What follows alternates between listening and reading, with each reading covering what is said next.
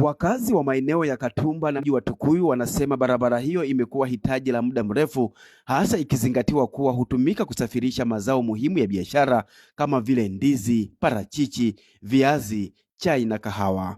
Hii barabara tunasumbuliwa kwa saizi kusafirisha mizigo kule mbele na tusumbua, ila kidogo wakishatulimia rami tutanufaika kwenye kusafirisha mizigo kwa haraka na kupunguza umbali wa safari kuelekea Busokelo. Kwa jinsi barabara ilivyo kwa sasa ni changamoto. Mvua zikinyesha mizigo inachelewa kufika, mazao yanachelewa kufika eneo la sokoni, lakini lami itakapokuwepo yani mazao yatafika sokoni kwa urahisi zaidi. Hii barabara inatutesa. Kuna baadhi ya maeneo mvua ikinyesha huwa inakuwa changamoto kupita. Vyombo vyetu vya usafiri vinaathirika matairi, vinaathirika, ubora wa chombo unapungua hadhi kulingana na mashimo. Kaimu meneja wa TANROADS mkoa wa Mbeya, mhandisi Justin Mrope, anasema ujenzi wa barabara hiyo unaendelea vizuri chini ya mkandarasi kutoka kampuni ya China Roads and Bridge na utekelezaji wake unakwenda sambamba na viwango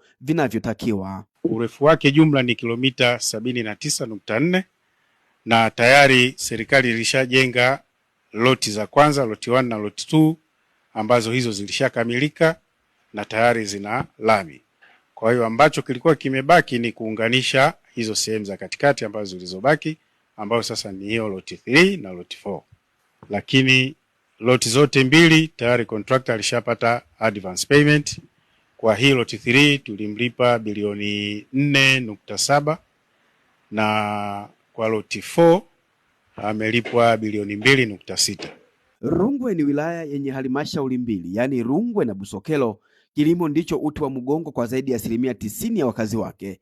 Hivyo uwepo wa barabara hii kwa kiwango cha lami unatarajiwa kuongeza ufanisi wa usafirishaji wa mazao kutoka mashambani hadi sokoni na hivyo kuchochea ukuaji wa uchumi wa eneo hilo. Laurent Simkonda, TBC2, Jabara Habari.